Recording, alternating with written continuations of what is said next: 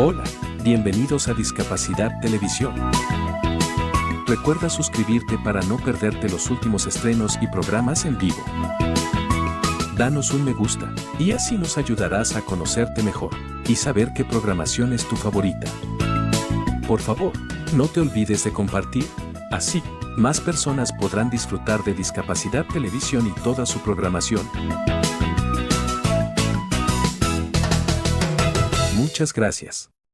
La Universidad Católica Boliviana San Pablo abre sus espacios educativos promoviendo medidas de acción positiva que favorece la inclusión en la educación superior de personas con necesidades educativas específicas, a través del área de inclusión, discapacidad y equidad, la cual facilita el tránsito adecuado en el acceso, permanencia y salida exitosa de sus estudiantes. Promueve la actualización en la formación docente sobre la temática. Desarrolla e implementa mecanismos y estrategias de apoyo equitativo en el aula. Aplica el modelo social de la discapacidad para transformar culturas y prácticas inclusivas. Todos los días en la Universidad Católica Boliviana trabajamos con entusiasmo, creando sinergias en la comunidad universitaria por la igualdad de oportunidades con responsabilidad y respeto, sobre todo personas.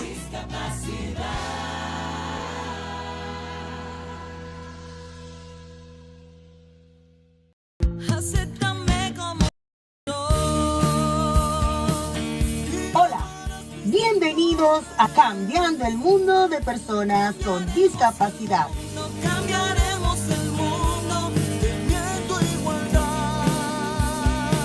Mi nombre es Raquel Quesada y seré la presentadora del mismo. En el programa hablaremos de la no discriminación, la participación e inclusión plenas y efectiva en la sociedad, a la igualdad de oportunidades de los derechos y a la accesibilidad de las personas con discapacidades, el respeto a la evolución de las facultades de los niños y las niñas con discapacidad y sus derechos a preservar su dignidad, la inclusión, la sensibilidad, la educación, la diversidad. En este programa todos los sábados celebraremos la vida de las personas con discapacidad. Que juntos podemos cambiar el mundo de personas con discapacidad. Discapacidad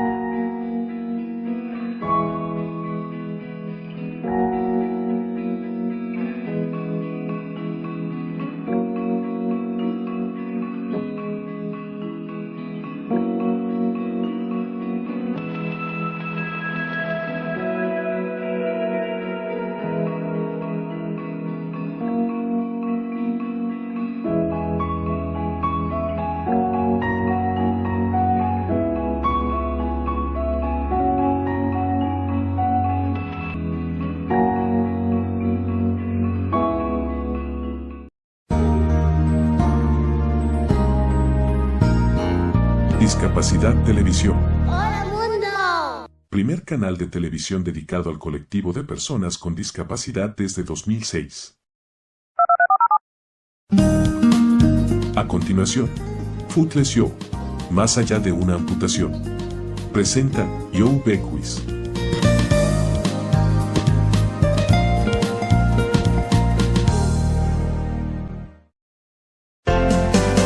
Características de este programa. Audio en inglés, subtítulos en castellano.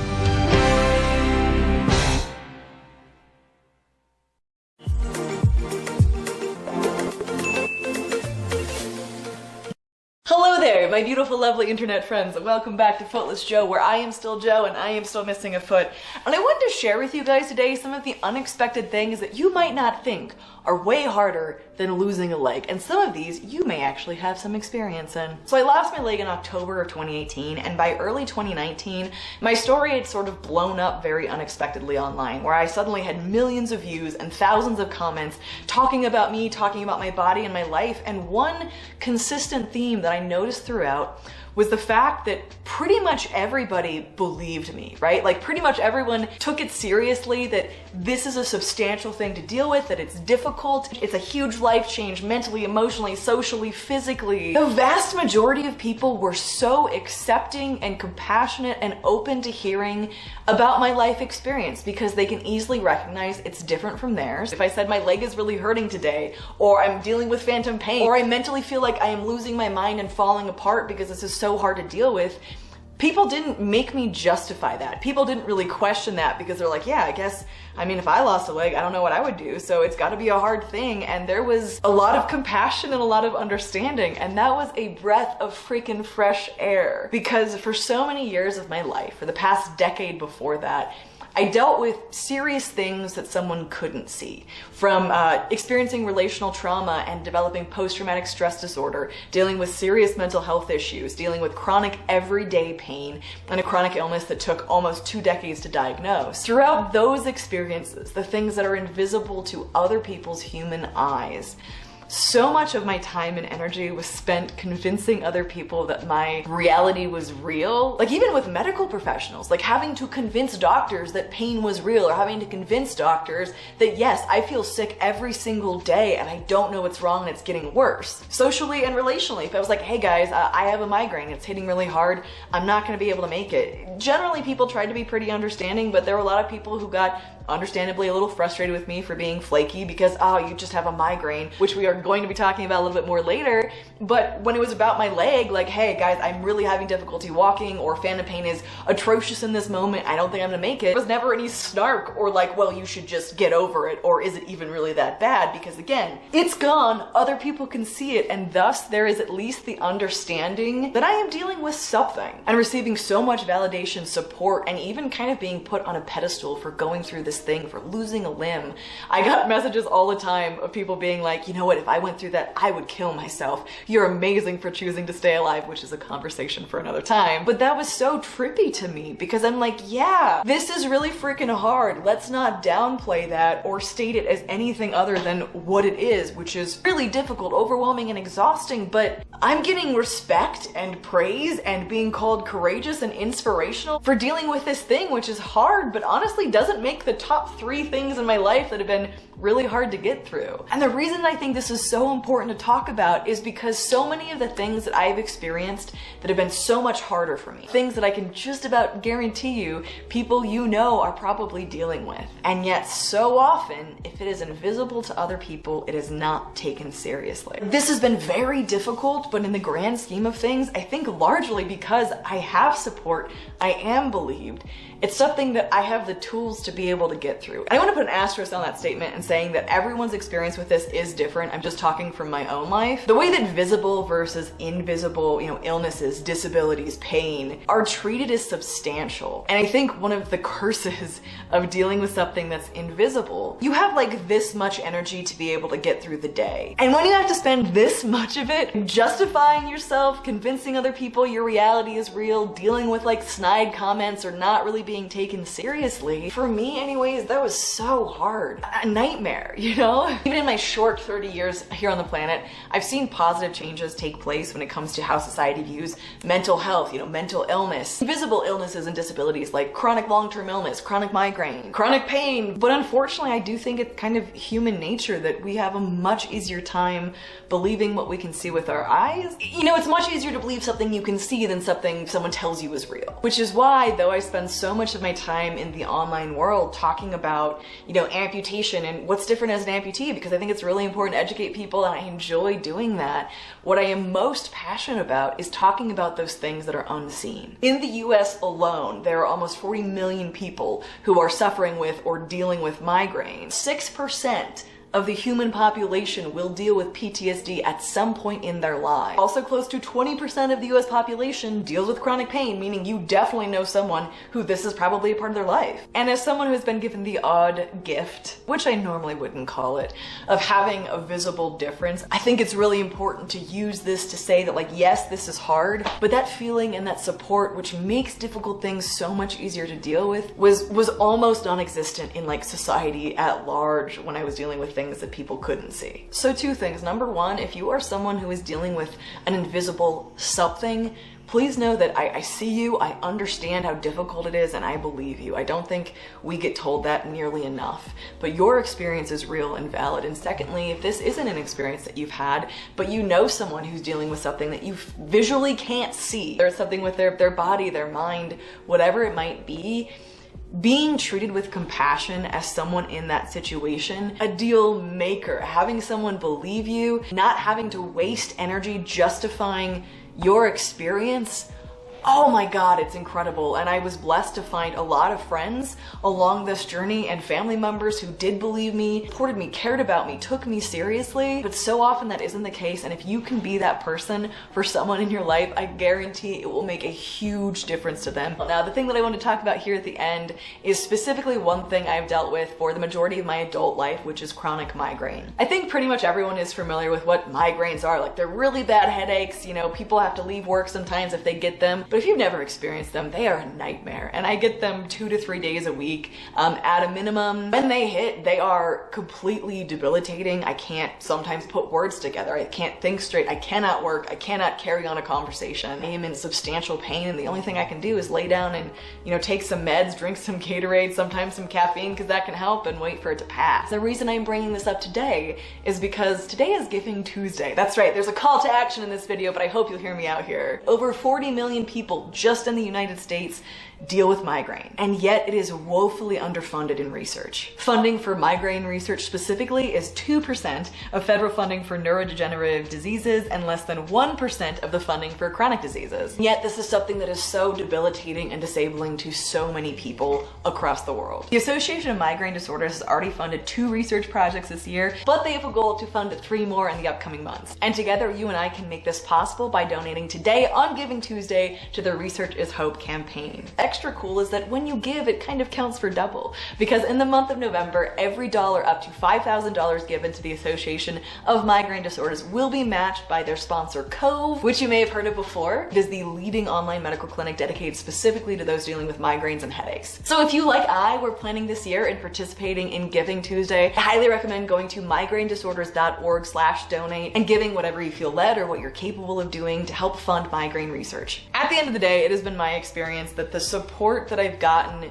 for having a visible disability has really made going through such a massive and difficult life change so much easier. And the lack of understanding, the lack of compassion, and the difficulty that those of us who deal with invisible things face makes it so much harder. The belief, the understanding piece of listening to those in your life who are dealing with chronic issues that you can't see can make such a difference. So I really appreciate you hearing me out in this video today. And I will also say, this is just a shameless plug, the next video that I'm doing on this channel is a little bit different. I'm bringing a friend in. We have a ton of fun. I'm finishing the editing today, and it is something related to prosthetics that I have never before done. So be on the lookout for that in the next couple of days. If you don't already have subscription notifications on, which side is it on?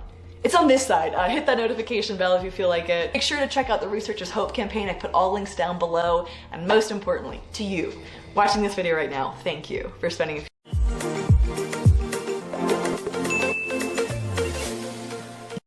you in on a shocking secret.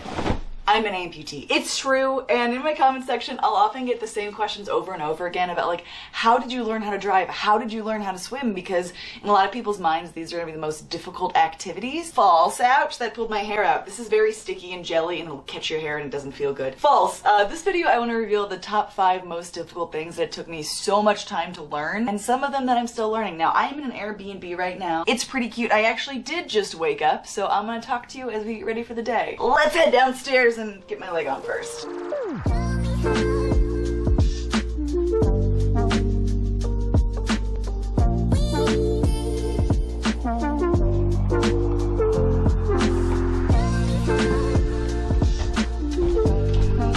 First things first, coffee and this place has an espresso machine, which I'm kind of obsessed with, so let's get that sweet, sweet caffeine flowing. I absolutely love this adorable little breakfast nook, so let's sit here, sip some coffee. Let's start off with traveling, because this has been something that you think I would have figured out by now, but even 3 years into this whole limbless thing, I still struggle with. So think about when you travel, right? Like, you gotta think about socks, underwear, what kind of outfits you're gonna wear, what kind of medications you might need, make sure it's all packed and good to go. Take that and then double it, and then add on the stakes that if you do not remember correctly or plan far enough ahead, you're not gonna be walking. That sounds dramatic, but it's also kind of honest. I went on a trip to Hawaii where I was at the beach and some sand got in the valves of my leg and it was broken for like a day. Like, I could still walk, but it was making weird noises. It wasn't suctioning onto me correctly. It was really uncomfortable, and I was like, am I gonna spend the next 8 days in Hawaii unable to walk? There are a lot of things that can go wrong in general with your leg, but to think ahead to bring all of them, you're kind of bringing an additional suitcase. Like, here's an example of what I was packing when I was going to Hawaii, right? If I wanted to be fully prepared.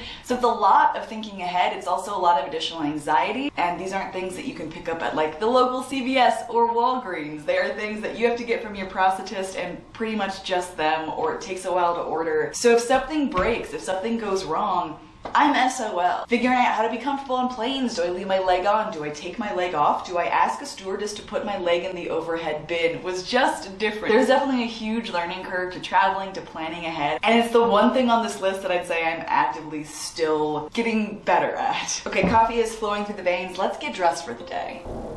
You know, I was gonna like put makeup on and look super cute for the camera, but you guys saw me when I just woke up, so I think we can dispense with that. Yes? Alright. Thing number 2 that was incredibly difficult, frustratingly and unexpectedly so as an amputee. But before we get to that, a word from our very fitting sponsor today. I'd like to give a big shout out to our sponsor today, AWS Courses, launched on Amazon. AWS Courses are tech industry based, and they work to overcome the barrier to entry in the tech world. So speaking on a personal note, over the past 3 years, my life has looked a lot different than it did before. There have been so many things to adapt to, overcome, and figure out how to cope. And I personally found that one of the biggest beneficial things that I could do for myself was learn new things, expand my mind, whether I was recovering from a surgery, whether I was frustrated with my job, if I felt overwhelmed with everything else or frustrated or bored. If I found a new skill to focus on learning, even like 10 minutes a day, is something that really improved my mental health and gave me a sense of purpose when it felt lacking other places, and also on a practical note gave me new skills, which has been fantastic. And so when AWS Learning reached out to me to ask if I wanted to partner with them, my response was a resounding yes, because I so believe in the power of continued learning as a way of taking care of ourselves, investing in ourselves, expanding ourselves. You can learn AWS and really important skills today on Amazon.com with courses created by AWS experts. You can choose from a selection of popular courses and receive video instruction, text,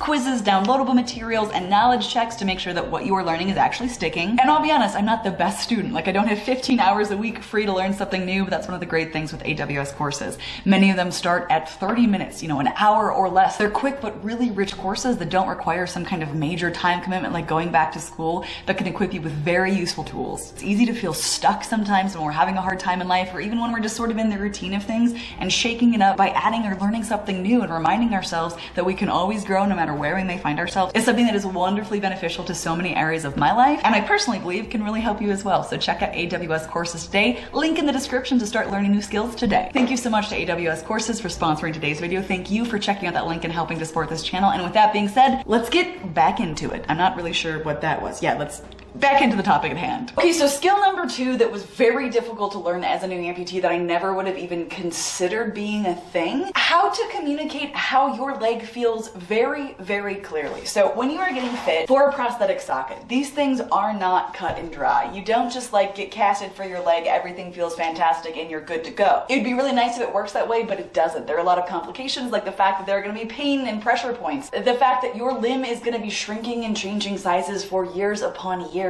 If you go into your prosthetist and you're like, hey, my leg doesn't feel good, they're not going to be able to fix it unless you get very specific about exactly what is hurting, exactly what doesn't feel good. Is it pressure or is it pain? Is it only with certain movements? Does it last longer than 15 minutes after you take your leg off? Are there any red marks involved? And then they take your leg back, they make some adjustments, they give it back to you, you try it on, and you have to figure out if it feels okay. And that can be really difficult when everything feels so foreign and so weird.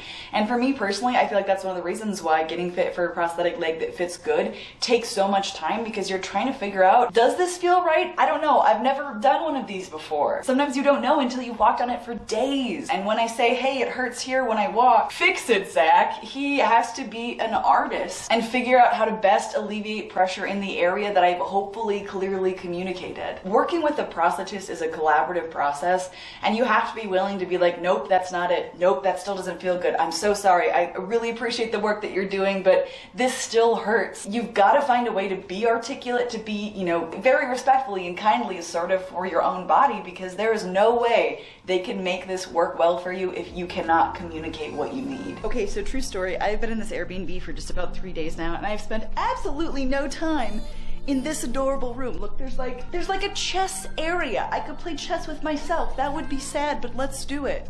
Should I be white or black? I think white starts first, doesn't it? I shall start with the Queen's Gambit. Is that a thing? I don't know. I watched the show. It was pretty cool. Take that. Really? Should I open with that move? I can counter this in a heartbeat. Thing number 3 that was kind of my sworn enemy for a brief period of time was stairs. Learning to walk on stairs was much more difficult than learning to take normal steps on a prosthetic leg, because the mechanics of how your limbs move are completely different. There were so many times I would kind of jack up my hip or kind of tweak my lower back because I was still trying to walk downstairs like I had 2 meat legs, but I didn't. Here's the thing. Prosthetic legs, absolutely incredible, but they do not move the same way that a foot that has joints does. So you've got to learn how to step differently, and also the balance takes a little while to get control of. The thing that I learned that was really helpful was that you cannot step with your full prosthetic foot down on a stair. You kind of have to dangle it off the side. Here, I'll show you. Like this, because your ankle doesn't have the range of motion that it used to have. To be able to bend your knee and kind of kick that forward, you've got to have the motion of coming down the stair to do that effectively. It did take a little while to kind of gauge how to do that comfortably and naturally, where now I can just kind of bounce downstairs, where at first it was very specific, watching where I was putting my feet because I didn't want to fall. Because honestly, I'd seen enough doctors and I didn't want an ER trip for a busted wrist. I think it is clear with my 2 opening moves that I have beaten. Do you surrender? Yes, I do. Okay, awesome. Let's move on.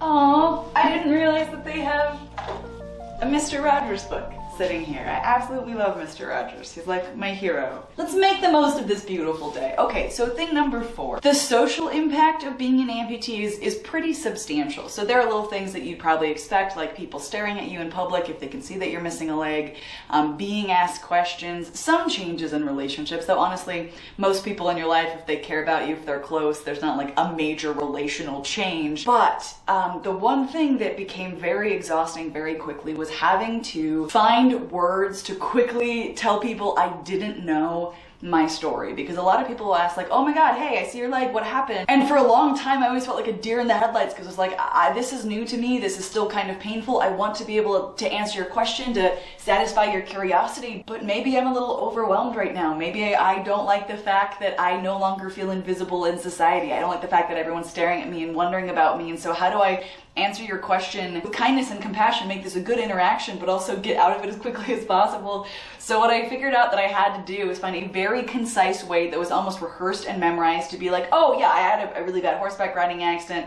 They worked to try to save my ankle, but it didn't work, and here we are now. Politely exit conversation, because there are some days where I might be up for having a chat with someone about it because people have questions, but there are other days where, especially at the beginning there, it was a little overwhelming to talk about, especially when it could come out of nowhere. And while I could always say, hey, I appreciate the question, I'm not in a place to talk about this, I found that for me, sort of having the rehearsed sentence to fall back on where I could answer someone's question, be kind, and then move on worked really well for me. But that was definitely a learning curve to realize I cannot tell everyone my full story every time they ask, because that is so emotionally exhausting and draining to me. Which brings us to thing number 5. Let's move to another room because scene changes are more interesting in videos, I feel like. Oh, wow.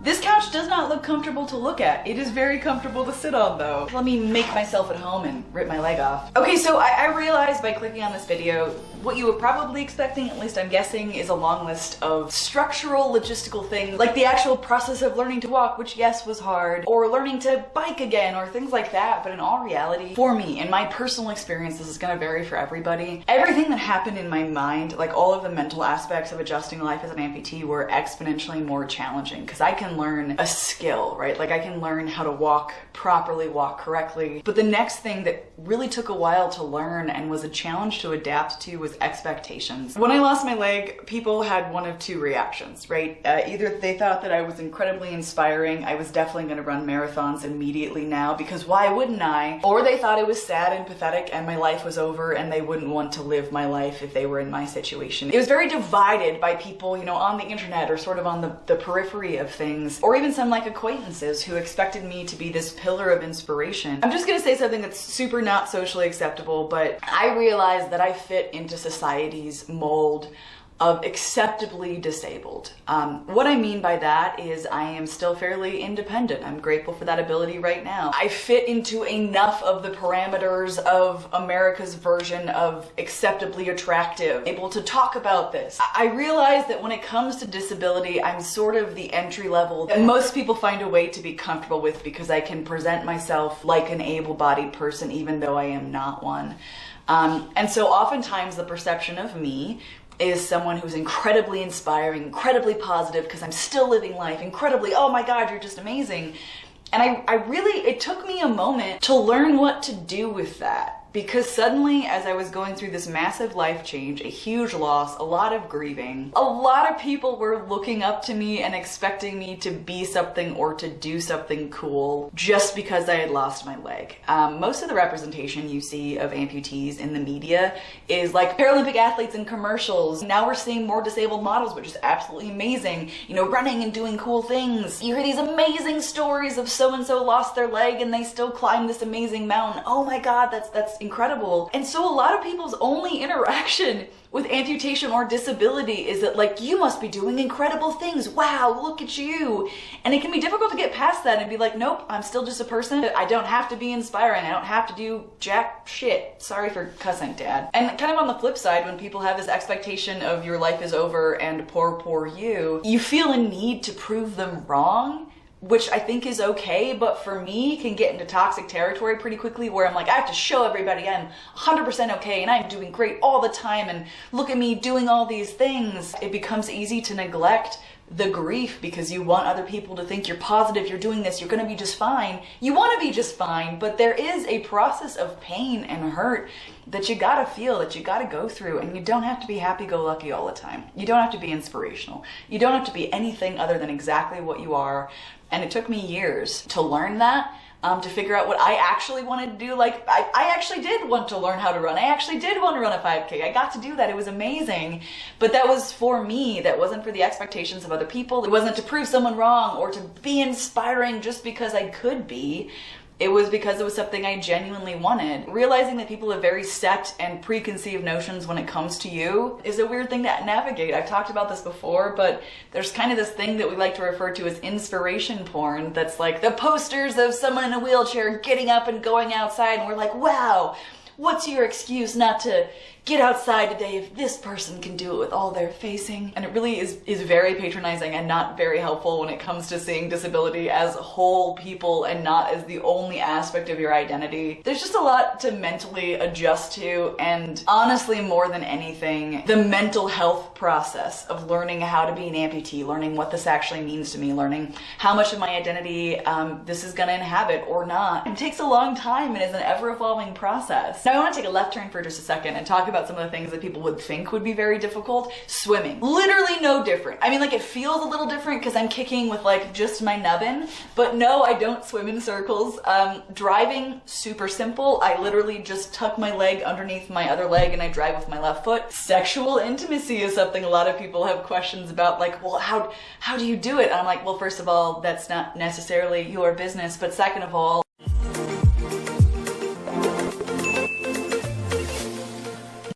Cakes is gonna be joining us today. Last week I released this video, thumbnail right there, about how I lost my leg, and how I lost my leg twice because it didn't work the first time, and sort of the trial and the ups and the downs. And so often I received the comment of like, wow, you're so positive, you're so upbeat about this. And then even sometimes sort of like a suspicion of like, you're too happy, you're doing too well, what's going on here? But the comment that really got to me in a very good way was this one, because I think it hit the nail on the head. What this comment points to is oh too true. There is so much that you don't see when you are listening to a speaker on stage talk about, you know, becoming disabled or losing a limb, or you're watching a YouTube video. There is a lot that happens behind the scenes that is rarely ever shown to the public.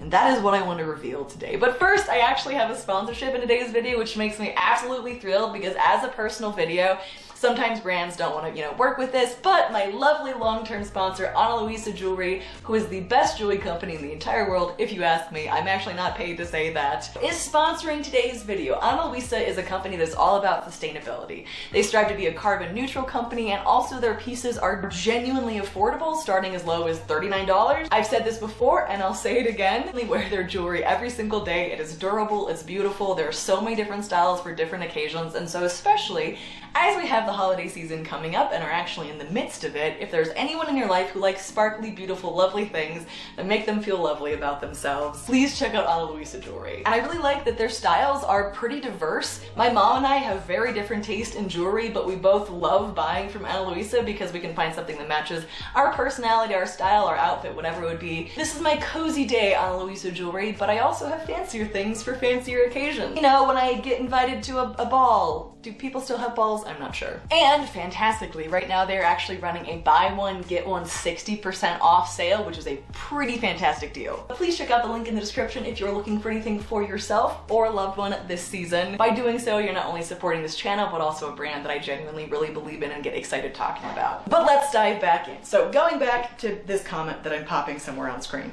I remember when I first became, almost with my coffee, an amputee, really struggling with seeing so many people who looked like they had it together. People who could smile and talk about their story and, yeah, I lost my leg, but like, here's where I am now and I'm grateful for the journey and all of that, and just being sad and just feeling like kind of a failure, because that is not what I was feeling. Because what I was feeling was loss, and maybe in some moments bitterness and confusion and overwhelm and exhaustion. And I'm like, all of these people that I see on social media and on stages have it all together, and I don't. And I don't know if I ever will have it all together. And it felt not genuine, right? Because there was such a disparity between the depression and agony that I felt in so many moments on and off camera that didn't seem to match up with what I saw in the public eye. Which is a really big reason why, if you've been here for, a few years watching this journey, I tried to make videos in good moments and also bad moments. But I realized recently, and this comment honestly helped me kind of connect the dots, that this is now something I can talk about without a significant amount of emotion most days, because I have spent hours and hours processing through all of the difficult things. There have been so many family members, like my sweet husband, and friends who have listened to me in dark moments, and maybe even more than that, the hours that I spent being so genuinely sad and grieving this loss, and getting to very dark places sometimes, really struggling with my mental health, depression, that angry dark demon rearing up and threatening to take me away permanently. And those moments are very valid, equally as valid as me talking about my story with a smile on my face and like explaining the whole thing to you. And I think something that I didn't understand for a long time and that is often missed is when people are standing and telling their stories, you are hearing the version that has been worked through. A lot of times, if you're seeing that and it doesn't match up with your experience of grief or loss or trauma or whatever it might be, it really genuinely doesn't mean that there is a gosh darn thing wrong with where you are. Sometimes when I would hear other amputees speak and tell their stories, it almost felt like, hear me out on this one, like an insult to where I was. Because I saw people being happy about this thing that was making me very, very sad, that I was having a hard time with.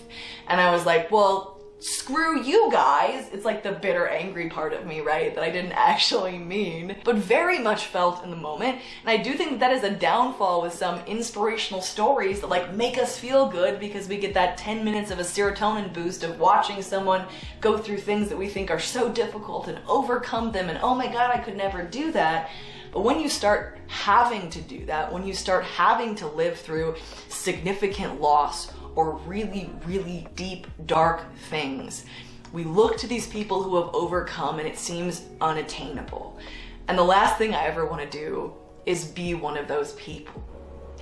My heat just kicked on because it's like 20 degrees in Colorado and I hope you can't hear it. The other piece of this that I feel like is rarely really addressed is the fact that if you are telling your story to an audience, as I am on YouTube or as speakers are at a TED Talk, is that to be able to do that well, you have to have reached a point in your journey where you are healed enough from the things that you are talking about that you at least have words for them, that you can put it into a cohesive story. 95% of the time, whatever I put on camera is something that I at least have some grasp of. I have some understanding of what I'm feeling, I have support for it, or I have an idea that maybe I'm gonna be able to get through this. I've done some work on it before speaking about it, which is why I have the ability to speak about it. But there are absolutely things that I don't have words for yet. There are absolutely struggles in my life that I am still trying to figure out for myself. And for the deeply, deeply vulnerable things, I'm probably not going to be putting those on camera until I feel safe enough to talk about them. Which is why I think when, when you watch people that we look up to, it seems like they have things together that we don't know how to put together yet, right? That we don't understand how someone could be so okay or so healed or whatever it is. And maybe it's not, but I just feel like as a personality on the internet, as a person who has a platform, I always want to be really crystal clear about what you're seeing and what you're not seeing, because I do make a concentrated effort to make sure that I am practicing vulnerability with the people in my life and also with you, because you are people in my life as well. Everyone listening to my voice or staring at a screen, like, you are a part of my journey and a part of my story. But no matter how genuinely honest I am, there are always going to be pieces that are left out. Whether that's for my emotional safety, or because I haven't figured out the words for it yet, or because it didn't quite fit in the story the way that I was trying to convey. I guess what I'm trying to say is I genuinely hope that anyone watching this video doesn't think that because I can talk about some of the hardest things in my life with a smile on my face and tell it in a 10-minute story, that it wasn't agonizingly difficult. And that is not because I want you to think to have sympathy for me or anything like that, because I'm okay. It's because I never want to sugarcoat the difficulty that has existed. If you are in the midst of some kind of struggle or some kind of darkness and you see people who have it together, please understand that there have been a lot of moments and a lot of work that have probably gone into getting them to that place if it is genuine. The value in feeling what you're feeling, in being honest with yourself, in feeling that pain or that struggle, in crying those tears, or hitting that pillow or that wall, or screaming in rage in your car. Those are the moments that enable us to move through things. It doesn't happen overnight, and it's not pretty. It's not the Instagram aesthetic to be like screaming in your car as you go through a car wash because no one can hear you. Just me? Is it just me? Listen, I want to ramble on too long about the same thing, but I just wanted to say that I appreciated this comment, and also to point to its honesty. And if you ever see me or anyone else seeming like they're all put together on issues that are tearing you up, please know that what you are going through is 1000% valid. You should have no guilt or shame for those emotions and feelings, because whether or not people are willing to admit it, pretty much everyone has been there who is able to now talk about it in retrospect. And in my case, there are thousands of hours of hurt and pain and grief and tears and frustration and confusion, and those moments still sometimes exist. Like, this is not a completed journey. I am still a work in progress, as we all are. I had a lot of coffee today, and I'm now questioning if this video makes sense. Let me know in the comment section down below if it does or if it does not. Also, I'm taking video suggestions as, again, our beautiful audience has grown so substantially. I know that there are a lot of questions that people have that I'd be more than happy to answer, so leave anything you are curious about in the comment section down below. Maybe I will use your comment in a future video.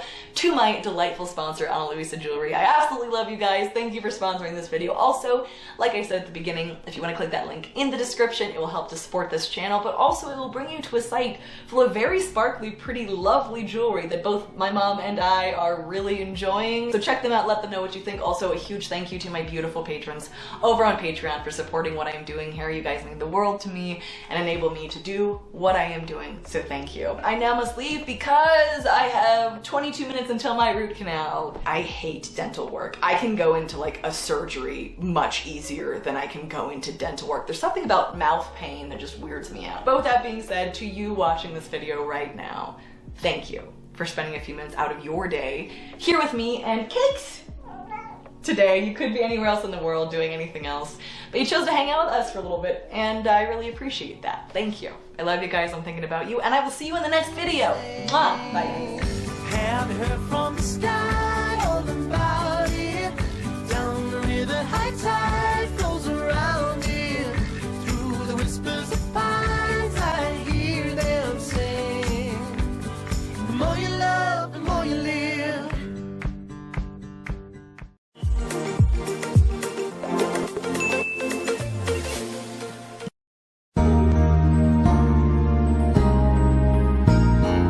Discapacidad Televisión. ¡Hola mundo! Primer canal de televisión dedicado al colectivo de personas con discapacidad desde 2006. Hola, bienvenidos a Discapacidad Televisión. Recuerda suscribirte para no perderte los últimos estrenos y programas en vivo. Danos un me gusta, y así nos ayudarás a conocerte mejor, y saber qué programación es tu favorita. Por favor, no te olvides de compartir, así, más personas podrán disfrutar de Discapacidad Televisión y toda su programación. Muchas gracias.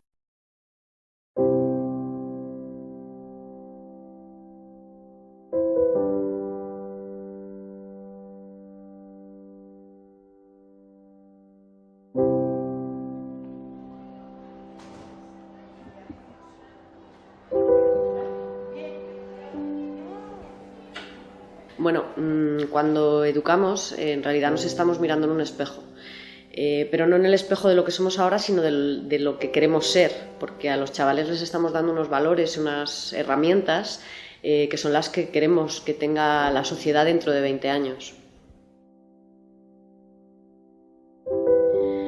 La educación inclusiva sería que un alumno con discapacidad pueda estar en el aula con alumnos sin discapacidad todo el tiempo que sus dificultades y sus necesidades se lo permitan. Pues hay muchas personas que se preguntan cómo es posible que estos alumnos estudien en las mismas aulas y si no necesitan un refuerzo. Y efectivamente lo necesitan, pero para nosotros es solamente eso, es un refuerzo.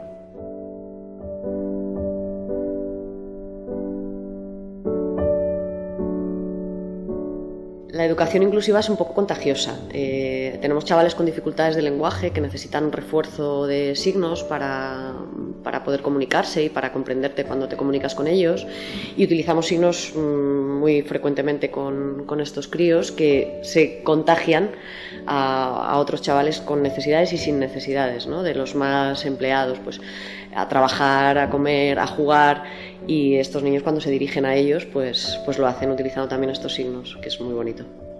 Yo estoy convencidísimo que un alumno con discapacidad es un beneficio para toda el aula. Ese periodo corto de la infancia no podemos desaprovecharlo.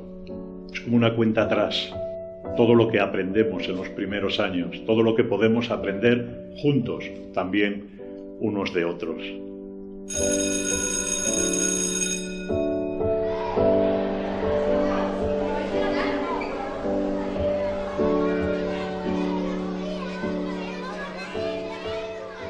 Nosotros tenemos muchos casos muy sorprendentes de estos chavales. Hay un chaval con discapacidad motórica y discapacidad visual, puede estar haciendo en un tercero de la ESO cultura clásica con sus compañeros en el aula, con sus materiales adaptados. Si necesita adaptación para escribir en braille o leer o lectura en braille, también la tiene. Hay padres que a veces no se llegan a creer del todo que sus hijos puedan entrar en determinadas materias, o incluso te preguntan, bueno, cuando no pueda estar en el colegio me avisáis, y luego la realidad es que el chaval está ahí, está en clase y está cursando con sus compañeros, con sus adaptaciones, por supuesto, pero puede estar en clase con el resto. ¿Cómo lo vamos a hacer? Y demás. Y esto es algo increíble. El educar no son solo enseñar números, enseñar fechas que además se te pueden olvidar, sino también darles herramientas a ellos para moverse en el mundo real, en donde se van a encontrar chicos con capacidades diferentes y otros que no lo son. Ponemos mucho empeño en adaptar sin bajar el nivel. Si un alumno con necesidades educativas especiales tiene que hacer deporte, no basta con que se ponga el chándal. Esto no es solo nuestro caso, hay muchos más centros que están luchando por ofrecer una enseñanza inclusiva a pesar de no tenerlo muy fácil. Sientes que ha tenido efecto lo que se ha hecho, y yo lo siento cuando estoy fuera y de repente me llega un WhatsApp en el que a lo mejor pone papá.yoati.t.kie.pro.mucho. Ha conseguido transmitir al mundo lo que está dentro de ella, que es lo que queremos, transmitir al mundo lo que somos.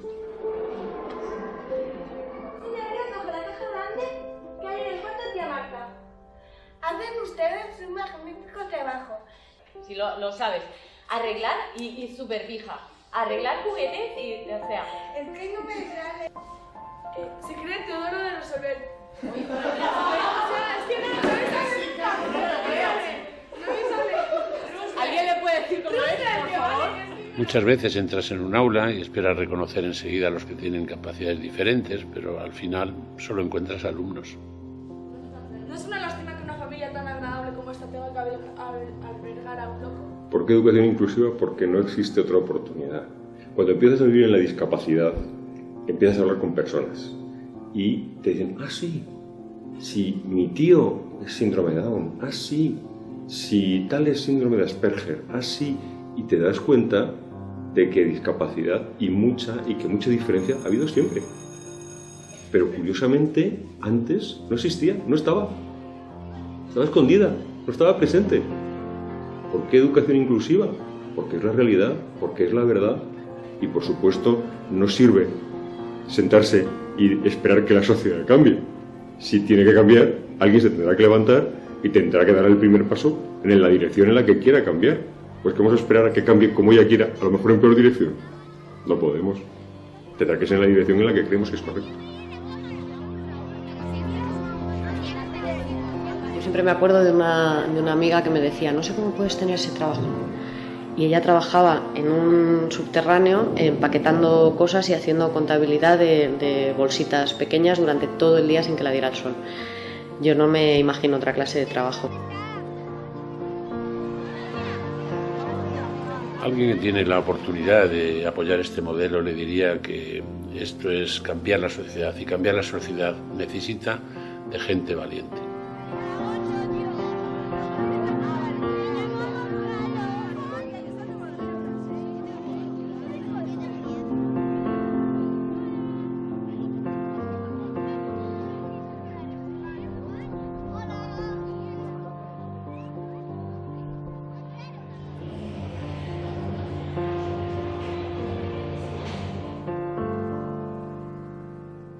Pues él es Alex y llevamos juntos desde primero de infantil y es mi mejor amigo. Me llevo muy bien con él. Y vosotros no os parecéis en nada. Entonces, ¿qué pensáis de eso? Da igual, somos iguales, siempre. ¿Iguales? Jugamos siempre iguales. Sí, lo hacemos que igual, ¿a que sí? Tenemos una pulsera igual.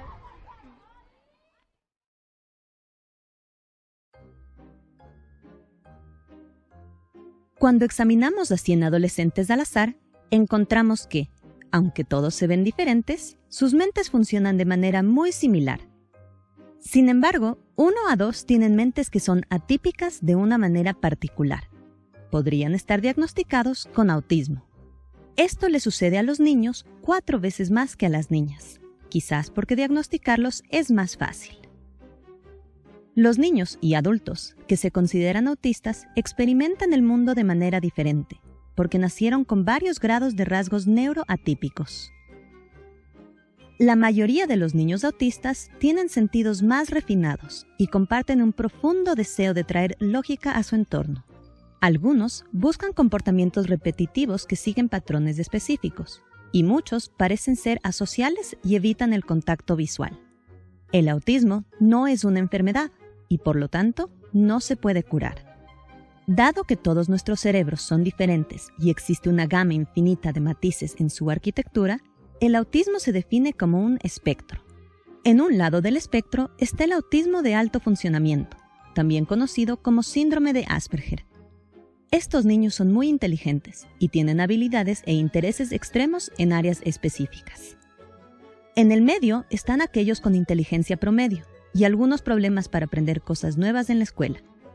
En el otro extremo del espectro se encuentran los niños con graves problemas de aprendizaje que pueden necesitar apoyo en su vida diaria. Timo, un niño pequeño, puede ayudarnos a comprender cómo puede ser vivir con una mente neurodivergente. Su mamá notó desde el principio que su hijo evitaba el contacto visual y que a menudo se enfadaba si ella lo abrazaba. Nunca le devolvía la sonrisa y jugar con sus amigos a menudo terminaba en una rabieta. Su madre sospechó que algo andaba mal cuando Timo todavía no hablaba más de 2 o 3 palabras a la vez, incluso después de cumplir 4 años. Ella buscó ayuda y Timo fue diagnosticado con trastorno del espectro autista, o TEA para abreviar. Timo tiene una percepción atípica. Al leer libros o ver películas, el cerebro de Timo capta y organiza la información de manera diferente. Mientras que sus pares neurotípicos clasifican las cosas y forman esquemas, por ejemplo, identifican todo lo que tiene 4 patas y ladra como un perro, para Timo, cada tipo de perro es único y se categoriza individualmente en la mente de Timo. Su atención al detalle y su incapacidad para generalizar hacen que Timo sea más objetivo en su percepción del mundo y menos propenso al sesgo de encuadre. Sin embargo, también hace que todo tipo de nuevas experiencias sean increíblemente complejas, por lo que le encanta seguir una rutina diaria rígida para limitar su input sensorial. Timo es muy sensible. Su cerebro amplifica cualquier input que percibe, escucha todo y tiene un mayor sentido del tacto. Sin embargo, este superpoder hace que las situaciones en las que muchas personas hablan simultáneamente sean muy desafiantes. Timo escucha a todos, pero no entiende nada. La sensibilidad al tacto hace que comer sea una experiencia intensa. Si una textura o sabor es demasiado para manejar, Timo no lo comerá. El caminar descalzo sobre la hierba mojada o jugar en la tierra también abruma su cerebro. Tiene una obsesión por la lógica. Timo busca naturalmente patrones que traigan lógica a este mundo. A veces también intenta poner orden en su propio comportamiento y formas de mover su cuerpo. Cuando los patrones estructurados de Timo se rompen, se enfada. Lo asusta cuando alguien cuenta hasta 8, pero no continúa hasta 10. Los médicos lo llaman trastorno obsesivo-compulsivo o TOC. Timo experimenta la desconexión social. Tiene problemas para conectarse con los demás porque los entornos sociales abruman su sensibilidad y deseo de orden. Debido a que las emociones humanas son increíblemente complejas y no siguen un patrón predecible establecido, Timo a menudo se encuentra malinterpretando las situaciones y causando molestia en las personas que lo rodean. Como consecuencia, evita a las personas y rara vez hace contacto visual, lo cual no le importa mucho, ya que la mayoría de las cosas de las que hablan los demás son ilógicas, irrelevantes y aburridas de todos modos. Durante 4 años, su madre lo hizo tratar con un terapeuta que le mostraba imágenes de rostros para ayudarlo a aprender a identificar los sentimientos. Esto significó que mejoró en la identificación de las expresiones faciales y las emociones correspondientes. Sin embargo, personalmente, todavía no está muy interesado en leer caras o establecer nuevos contactos sociales. Tiene 2 amigos que comparten los mismos intereses y no podría desear más. Dado que el autismo de Timo no es una enfermedad que podamos tratar, sino más bien una forma diferente de experimentar el mundo, la pregunta sigue siendo si debemos tratar de cambiarlo a través de la terapia o aceptarlo tal como es. Entonces, ¿qué piensas? ¿Deberíamos tratar a los niños con autismo con terapia o celebrarlos por lo que son? O tal vez hacer ambas cosas. Quizá no son sus mentes atípicas, sino nuestra forma estereotipada de mirarlos, lo que necesita corrección. Para obtener una visión tridimensional de cómo una niña autista experimenta su propia fiesta sorpresa de cumpleaños, o para descargar este video sin música de fondo, consulte la descripción a continuación o visite sproutschools.com.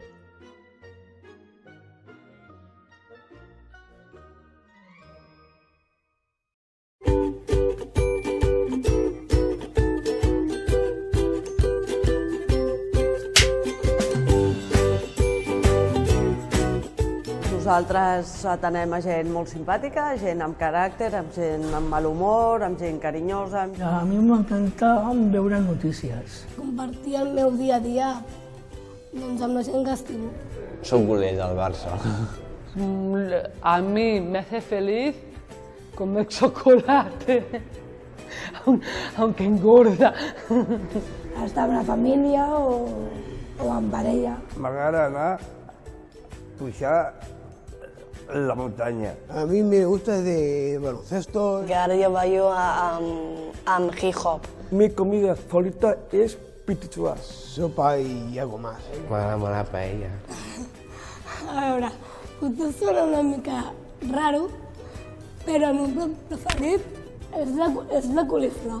Més de 40 anys que treballo amb persones amb diferents discapacitats i no n'he trobat encara dos iguals. Esta pregunta yo os la hago a todos vosotros. ¿Soy infantil por el mero hecho de tener síndrome de Down? Creo que no. Creo que todos somos diferentes, ¿no? Bueno, tinc el meu caràcter així de riure i fer broma, però això no vol dir que siguis infantil. Jo una mica també sóc infantil a vegades, però sóc adulta, doncs és segons la teva edat. No soporto que nos den caramelos. Que em donguin una certa atenció, però especial. I és el que a mi no m'agrada.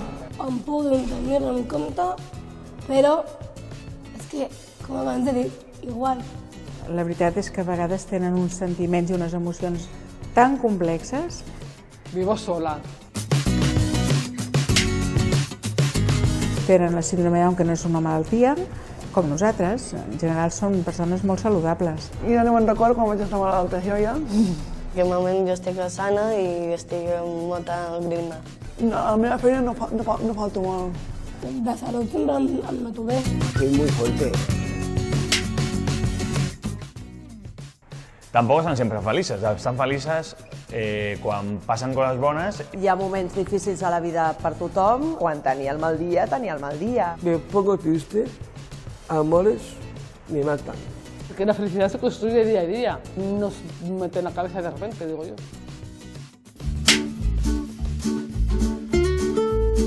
Jo puc prendre les meves decisions. Yo decido por mí el voto. Senyor jutge, jo tinc ganes de votar a tots, als polítics. Puc decidir de tenir una vida igual que la gent que no és com nosaltres. No soporto la sobreprotección, no soporto por el mero hecho de ser diferentes que nos traten de otra manera. Jo treballo a la clínica dental Echevarria, ajudant a la doctora a realitzar instruments. A Cabré. Amb l'ajuda d'Aura, amb el suport necessari, poden treballar com qualsevol altra persona. I per això necessitem molts empresaris que tinguin ganes de provar aquesta experiència. Estem segurs que tots en quedarem satisfets. A una empresa que es diu Redes Comerciales. Yo trabajo a la Fundación Pascual Maragall. De coses de secretaria. 22 años hace que trabajo. A part de treballar aquí, treballo amb nanos petits a l'escola de música. Y es el V Sport. Y yo ya me llevo 25 años. Em sento normal a la feina.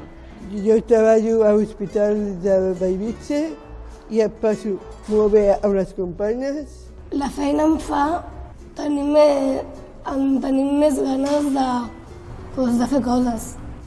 Treballo a Starbucks, facial. És un crac. Treballa i a més està molt orgullós de la seva feina i tothom està molt content amb ell. Al treball soc puntual. Soy puntual a la feina. Es profesional, o sea, es como nosotros. Te dedicas igual que cualquier otra persona del departamento, como un trabajador normal y corriente. La porta a sentir-se pues, un més a la societat i orgull de ser vàlid. És normal ser un empresari tenir por, però dintre de lo nostre Aura ho posa fàcil perquè tots els empresaris que realment vulgueu fer el pas no us suposi una gran dificultat, ni gran ni petita.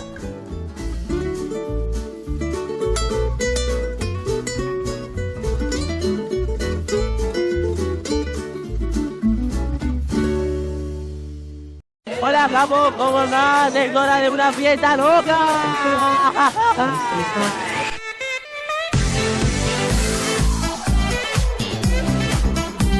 No son fiestitas infantiles, son fiestas, bailes, el boliche, como le dicen ellos, donde cada uno tiene su lugar y su espacio y su momento.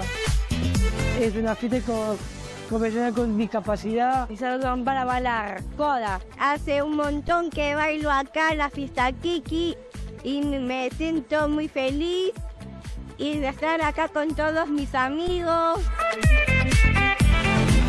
Mi nombre es Tamara Garzón, soy la creadora de esta maravillosa fiesta, la fiesta Kiki, que es una fiesta para personas con discapacidad, cuyo objetivo es escaparle a la infantilización de la discapacidad y darles a ellos y a ellas la fiesta que se merecen. Esta idea nació en pandemia. Yo tengo una escuela de teatro musical para personas con discapacidad, que surgió también a partir de tener a dos hermanos con síndrome de Down. Empezó en pandemia por Zoom, porque los padres me decían, estoy desesperado, necesito que mis hijos bailen, y a mí se me ocurrió y me dije, les armo un Zoom, y la verdad es que vi que se copaban, pero mal, cada uno se armaba su propio boliche en su casa, incluida yo, y nos hizo muy bien, nos acompañó durante toda la pandemia, y a partir de ese fiestón que se armó en la pandemia, es que también surgió la idea de traerla a la presencialidad cuando se habilitó todo. Soy la mamá de María Josefina, me llamo Viviana.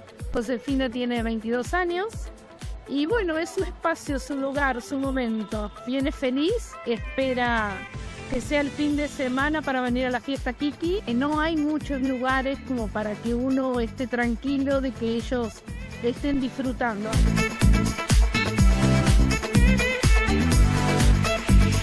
Yo soy el papá de Candela, Federico. Mi hija Candela tiene 21 años y está viniendo en las fiestas Kiki desde hace casi 2 años. Me gusta a mí porque tiene un espacio para ella. Y me di cuenta que era realmente algo que faltaba y cada vez estamos haciendo que crezca más y que le llegue realmente a toda la gente, porque hay mucha gente que desconoce de esta posibilidad.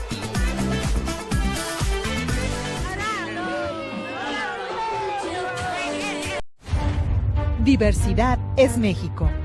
Personas con discapacidad.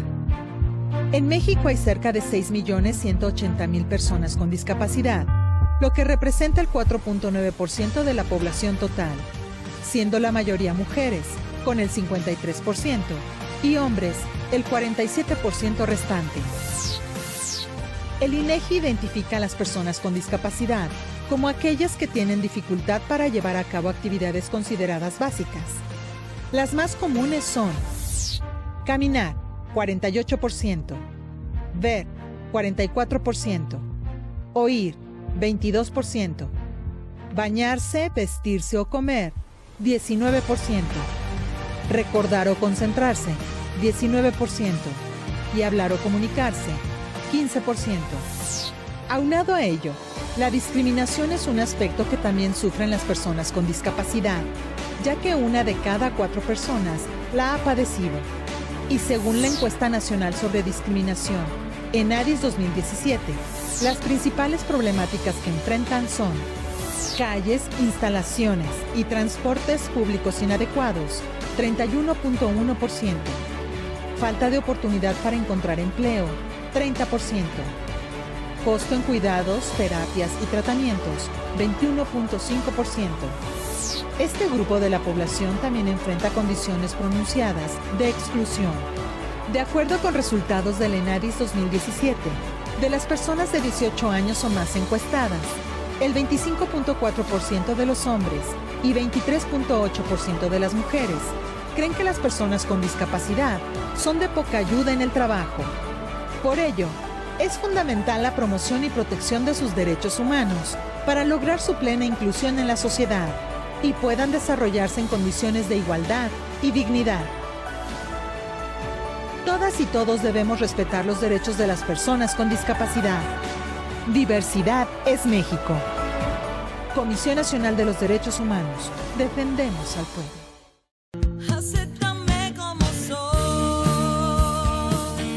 Hola, bienvenido Bienvenidos a Cambiando el Mundo de Personas con Discapacidad. Cambiaremos el mundo teniendo igualdad. Mi nombre es Raquel Quesada y seré la presentadora del mismo. En el programa hablaremos de la no discriminación, la participación e inclusión plenas y efectiva en la sociedad, a la igualdad de oportunidades de los derechos y a la accesibilidad de las personas con discapacidad, el respeto a la evolución de las facultades de los niños y las niñas con discapacidad y sus derechos a preservar su dignidad, la inclusión, la sensibilidad, la educación, la diversidad.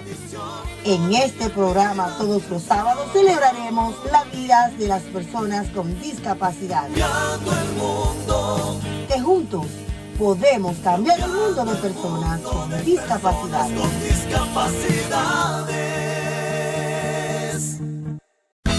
Hola, bienvenidos a Discapacidad Televisión. Recuerda suscribirte para no perderte los últimos estrenos y programas en vivo. Danos un me gusta, y así nos ayudarás a conocerte mejor, y saber qué programación es tu favorita. Por favor, no te olvides de compartir, así, más personas podrán disfrutar de Discapacidad Televisión y toda su programación. Muchas gracias.